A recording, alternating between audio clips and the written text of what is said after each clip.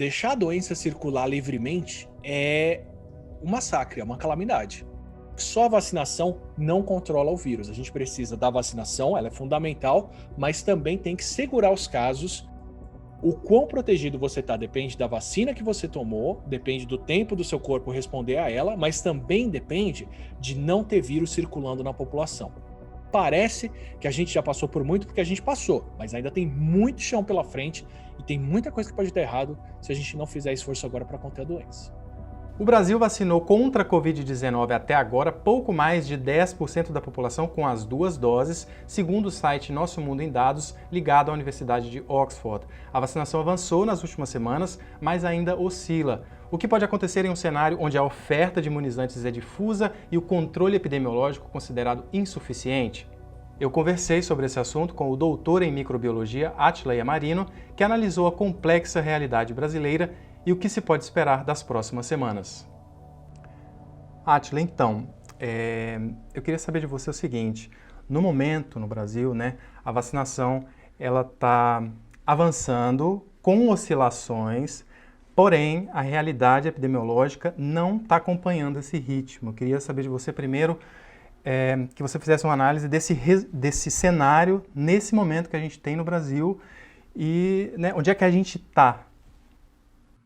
Certo.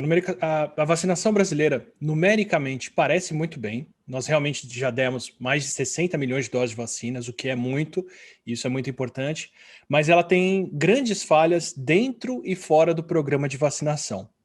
A grande falha dentro do programa de vacinação vem em grande parte por conta da falta de doses, porque o Brasil não se mobilizou para garantir um volume de doses que permitiria a gente ter uma boa campanha de vacinação em 2021. Então, o que acontece é que começa a se criar barreiras que são bem intencionadas, têm uma importância, mas que atrapalham o processo de vacinação. Então, por exemplo, grupos prioritários são os idosos, são as pessoas que têm essa ou aquela condição de saúde, são as pessoas que têm essa ou aquela profissão, mas aí para a condição de saúde você precisa apresentar diagnóstico, para aquela profissão você precisa apresentar o diploma. Tudo isso vai criando uma série de entraves, e não só são entraves que atrasam o programa de vacinação, como são entraves que acabam gerando uma desigualdade na distribuição de doses de vacina.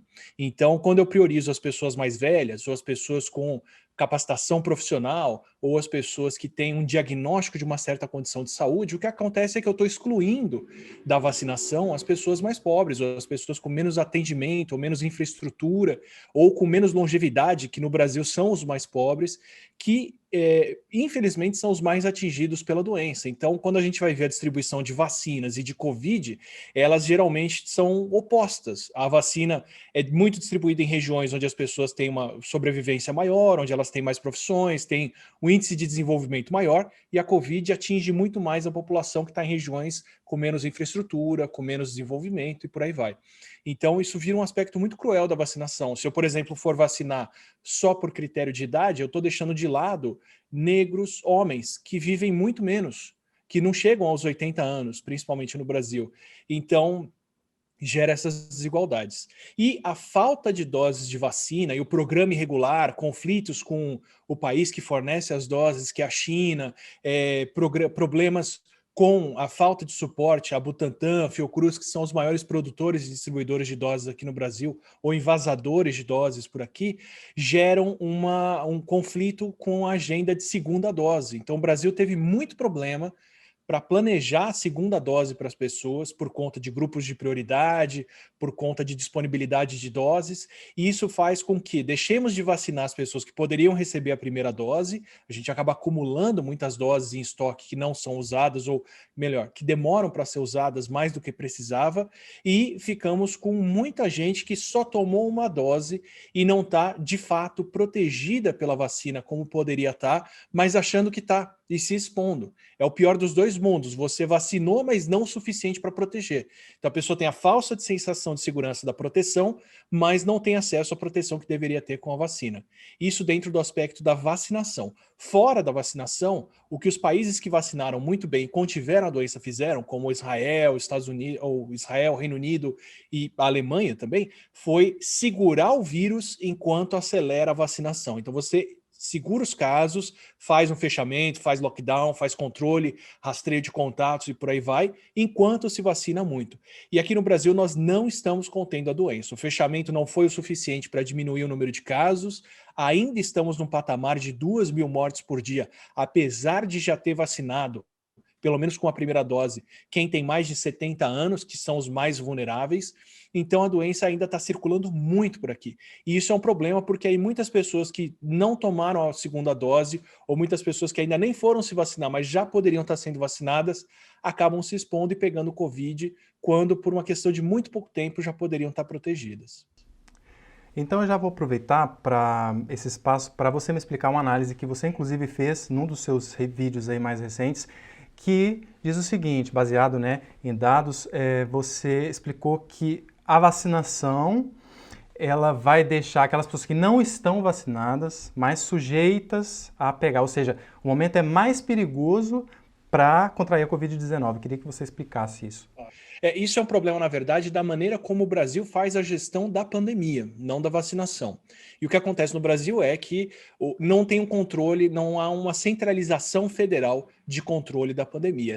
O controle foi relegado a estados e municípios. E estados e municípios não têm o poder de intervenção que o país todo tem. Então, o que acontece é que a gestão nessas regiões acaba sendo focada em ocupação de leitos de UTI, em ocupação hospitalar.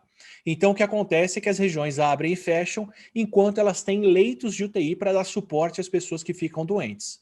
Isso por si só já é um problema enorme, porque você basicamente está maximizando o número de pessoas que vai ficar doente, vai ter sequelas e vai precisar de um atendimento de saúde que não vai ser completo, porque está tudo lotado. Mas o problema em relação à vacinação é que o que acontece? Para ocupar os mesmos 10.000 leitos de UTI, em uma população vacinada, eu tenho que ter muito mais casos de Covid, porque as pessoas mais vulneráveis estão protegidas. Então, se antes 1.000 idosos com Covid ocupariam todos os leitos de UTI de uma cidade, agora que esses idosos estão todos vacinados, eu preciso de 30, 40 mil casos entre a população mais jovem para ocupar os mesmos 1.000 leitos de UTI, se eu estiver gerindo pelos leitos de UTI e não pelo número de casos. Então, o que acontece conforme o Brasil transita com a vacinação e só olha para a ocupação hospitalar é que nós temos muito mais casos de Covid acontecendo na população. E embora a ocupação hospitalar não mostre isso tão bem, essas pessoas vão ter sequelas, essas pessoas correm vários riscos com a Covid, que não são só UTI, intubação e morte. A gente vai ter mais casos entre crianças, entre jovens, entre bebês, entre grávidas, grávidas até que não, porque elas estão sendo vacinadas, mas entre todos na população que não estão cobertos pelo plano de vacinação agora, por conta de que vacinar os mais vulneráveis abre espaço para muito mais gente se contaminar sem ocupar tantos leitos de UTI.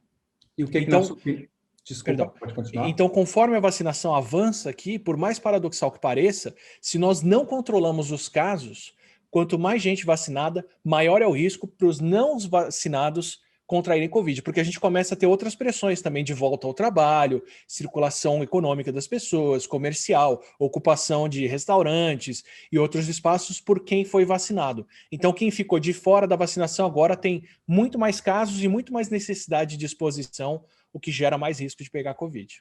Então, o que seria, na sua avaliação, um caminho aí possível e talvez mais correto e que não gerasse esse resultado que você está... O caminho ideal que todo mundo queria era poder abrir o quanto antes, e para isso precisaríamos ter doses de vacina suficientes. Poucos países conseguiram fazer isso, como foi o caso de Israel.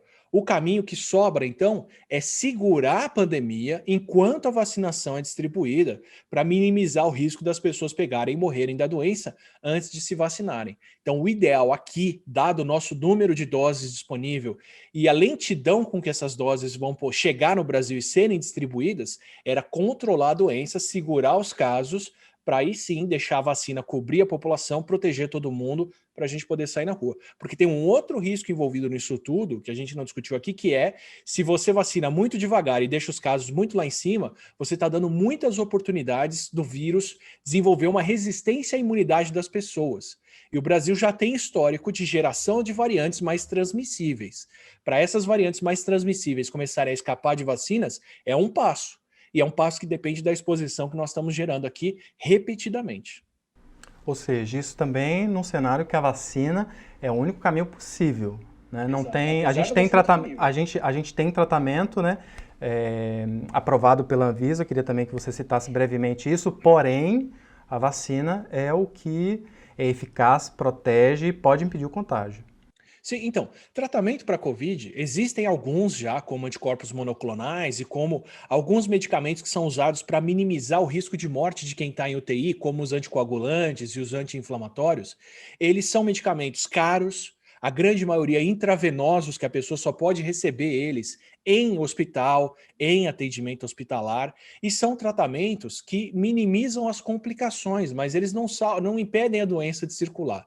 O que previne a doença, o que impede a doença e previne as pessoas de ficarem muito doentes ou de terem grandes complicações é a vacinação.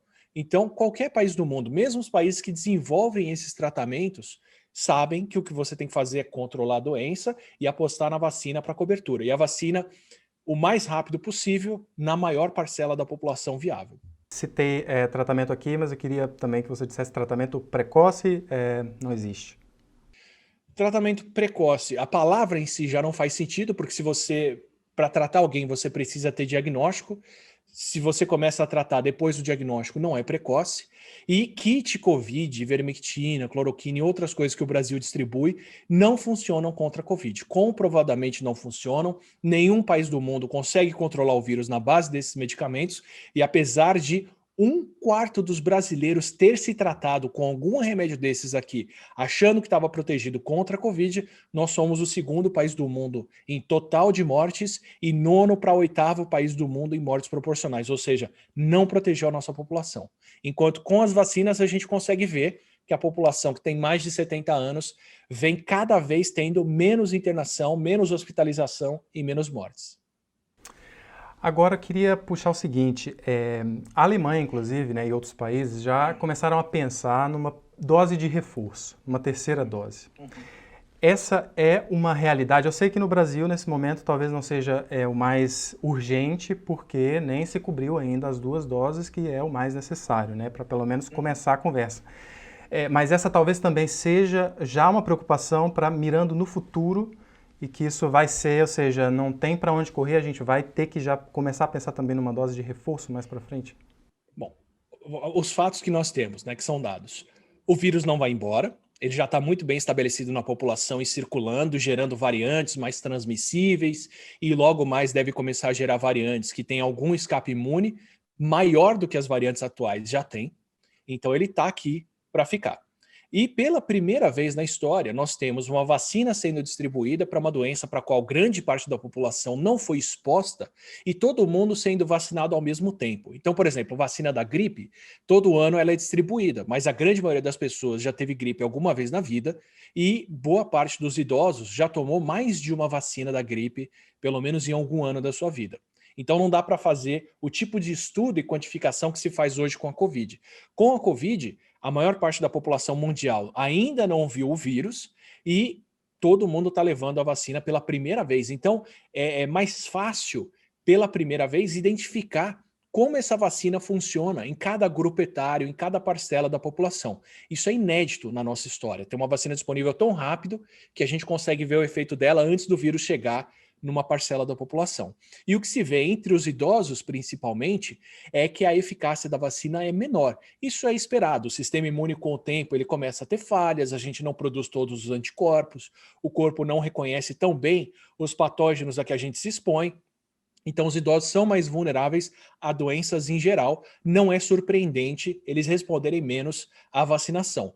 Vacinação como um todo, não necessariamente uma vacina específica.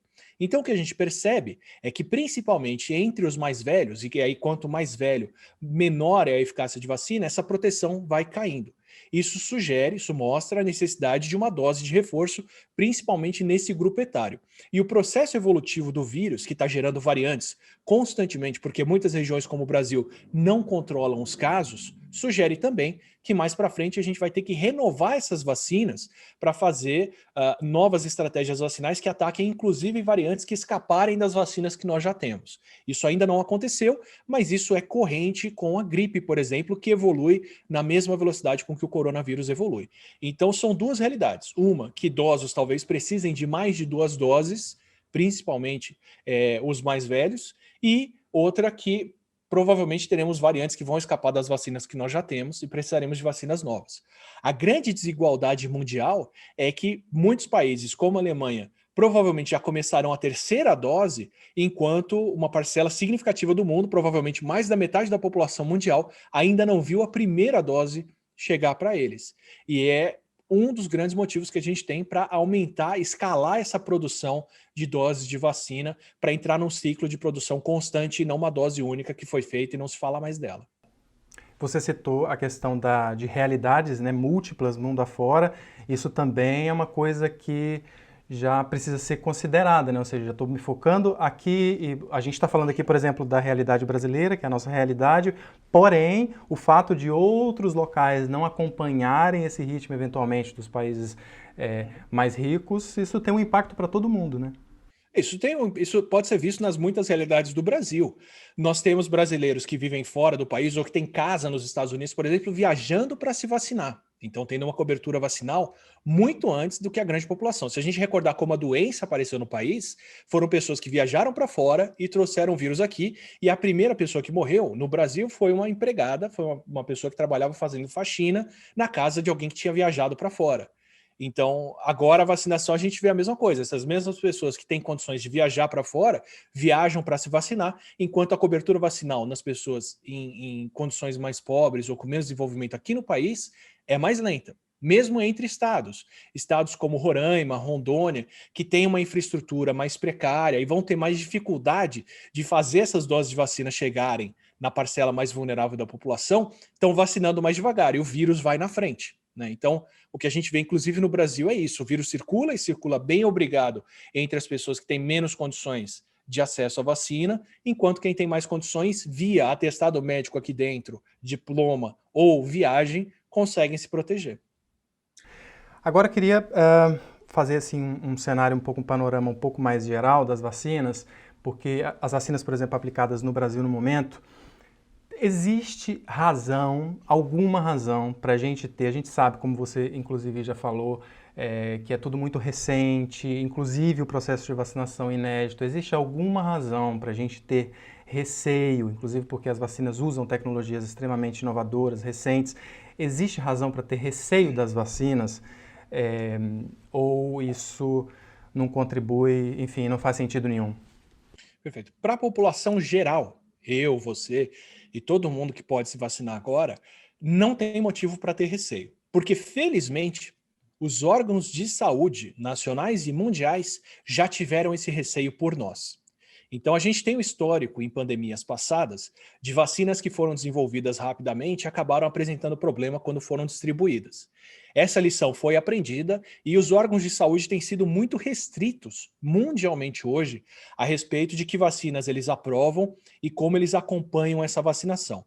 Então, quando a gente vê, por exemplo, autoridades de saúde europeias suspendendo a vacinação de vacinas de vetor viral, vacinas que usam um vírus para levar um pedaço do coronavírus, como Janssen, que é a Johnson & Johnson, AstraZeneca e por aí vai, quando elas suspendem a vacinação com esse tipo de vacina para investigar efeitos adversos, elas estão sendo muito precavidas para garantir que só estão distribuindo vacinas que são seguras. O risco para a população como um todo, por que eu digo que a gente não precisa ter receio? Porque a chance desse tipo de efeito adverso, onde ela existe, é muito baixa. É muito mais baixa do que nós consideramos tolerável e aceitável, por exemplo, para anticoncepcionais. O efeito adverso mais comum dessas vacinas de vetor viral foi a formação de trombose e coágulos, que aconteceu em algumas pessoas em milhões de doses distribuídas. Primeiro, é ótimo que nós já vimos milhões de doses distribuídas e algumas pessoas só com esse tipo de efeito adverso. Isso é um nível de segurança fantástico e mostra que o processo funciona. Segundo, para quem toma essa vacina, esse risco é realmente pequeno. Em países que têm várias vacinas disponíveis, vacina sobrando, doses garantidas e compradas, você pode até remanejar e garantir que certas vacinas vão para certos grupos de maneira que minimiza o risco desse tipo de efeito adverso. Mas, como um todo, o risco é baixíssimo. Nós já admitimos como aceitável um risco muito maior para outros procedimentos, como o uso de anticoncepcional, que também gera trombose.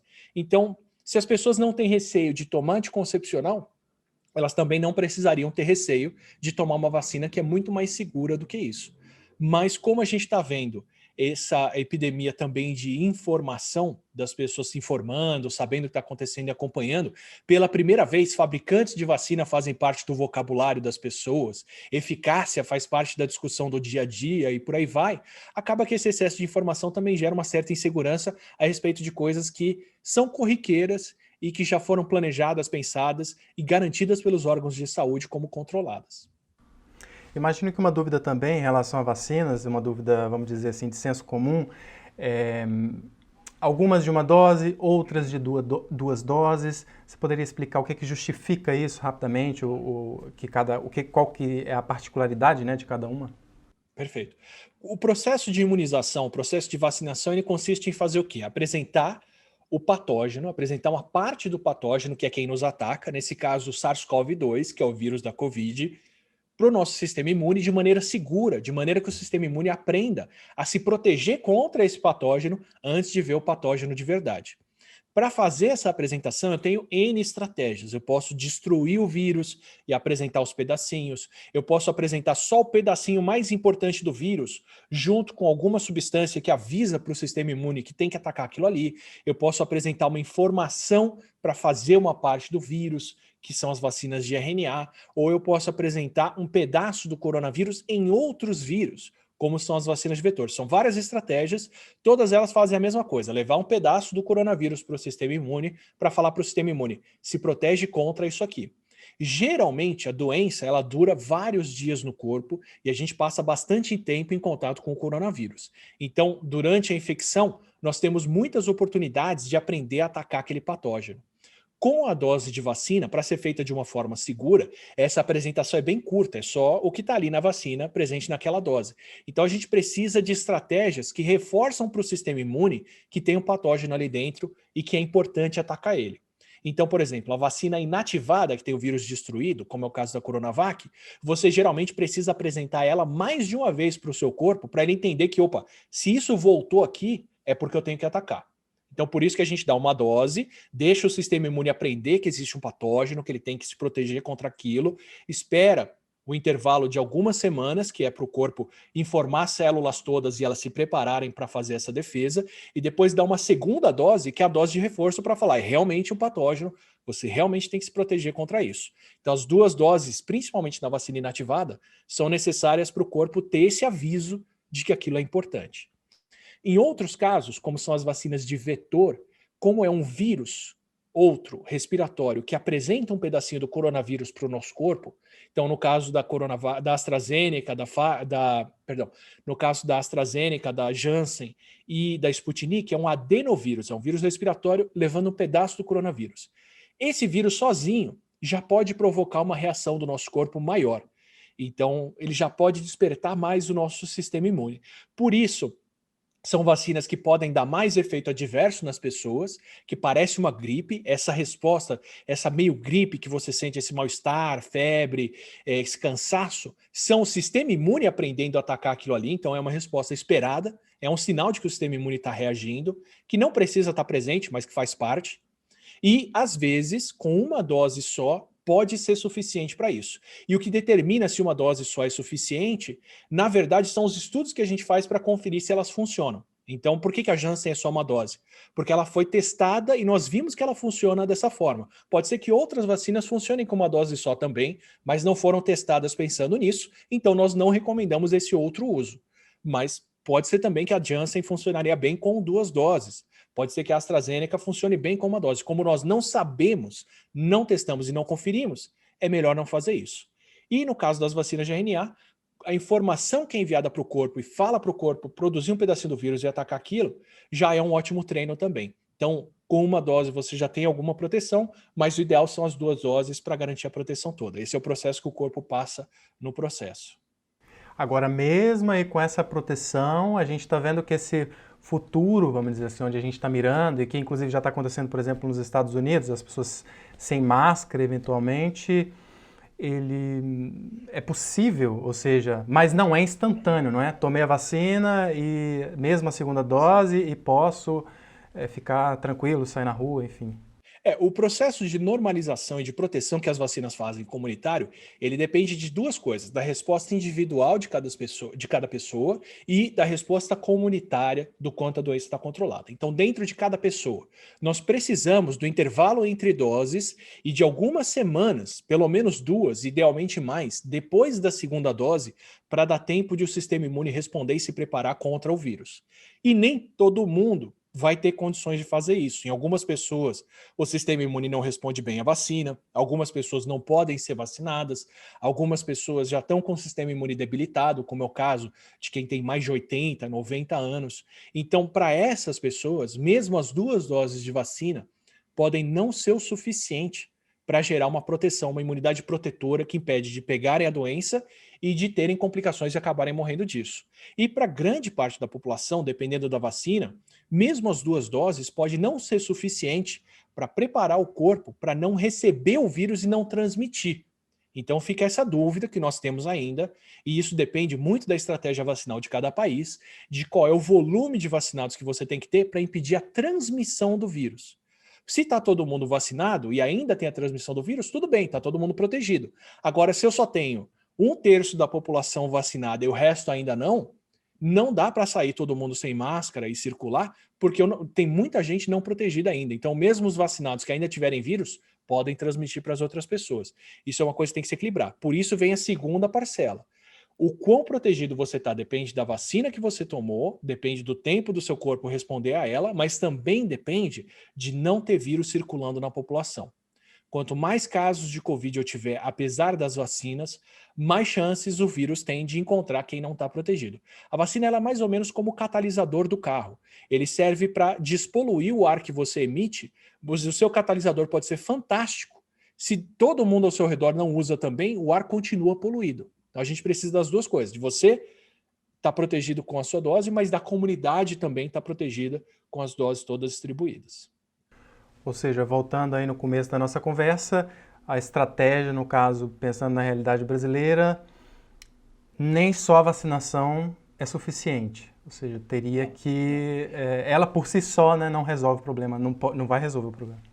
E assim, independente do tipo de vacina que é distribuído, mas isso é agravado também na estratégia de vacinação com vacinas que têm menos eficácia, o que não é uma escolha a essa altura. O mundo está distribuindo uma quantidade limitada de doses e a dose que você tiver é melhor você usar de qualquer forma, mas a depender da eficácia da vacina e da cobertura vacinal da população, ainda tem bastante gente vulnerável que pode pegar o vírus e onde o vírus pode circular. Então, se a gente pegar, por exemplo, Iquitos, no Peru, que foi a região onde foi registrada a maior proporção de pessoas que tiveram Covid no mundo, chegou a 70% da população. Quer dizer que 70% da população já tinha contraído o vírus e se curado. 30% só ainda continuava vulnerável. E Iquitos teve uma segunda onda, com variantes mais transmissíveis. E parte de quem já tinha se curado pegou o vírus de novo, e o vírus circulou. Isso aconteceu com a infecção natural, e se a cobertura vacinal não for suficiente, e se as vacinas não forem tão eficazes, a gente pode ver isso acontecer na população geral também. Por isso que só a vacinação não controla o vírus. A gente precisa da vacinação, ela é fundamental, mas também tem que segurar os casos para dar tempo da vacinação proteger e não dar chance do vírus conseguir escapar por cima dessa vacinação e passar de novo em todo mundo. No caso dessa maré, né, que a gente está começando a enfrentar no Brasil, utilizando inclusive um termo que você mesmo disse sobre os casos, né, não exatamente onda, ainda é tempo de, não sei, correr atrás para evitar a terceira onda, talvez, não sei, porque já é dada praticamente como certo, mas em que medida isso vai ajudar, isso vai ser decisivo para os próximos meses? Sempre é tempo de correr atrás, sempre. Porque a situação sem amarras, deixar a doença circular livremente é um massacre, é uma calamidade. Por mais que sejam só 1% das pessoas que têm complicações e acabam morrendo de Covid, 1% de 200 milhões de pessoas é muita gente. Então, não existe deixar a doença solta sem amarras. A gente sempre tem que fazer algo, sempre tem pelo que fazer.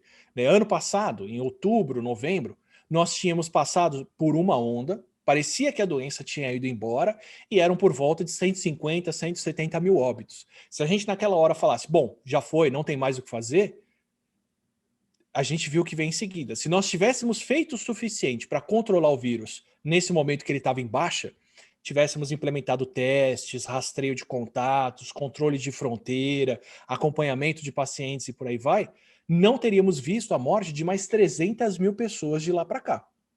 A mesma coisa agora. Parece que a situação está perdida. Foram 460 mil vidas, 460 mil vidas até o momento que a gente está gravando aqui, 460 e alguma coisa, mil vidas perdidas oficialmente, registradas. Tem mais vidas ainda que não foram registradas, que foram perdidas, mas tem espaço para muita gente ficar doente ainda. Então, por mais que a gente esteja vendo os casos subindo, fazer teste, rastreio de contatos, e agora, no meio da coisa, fechamento, porque manter as pessoas isoladas é o que impede a formação de novos casos, é fundamental para a gente não ver mais problema. Então parece que a gente já passou por muito, porque a gente passou, mas ainda tem muito chão pela frente e tem muita coisa que pode dar errado se a gente não fizer esforço agora para conter a doença.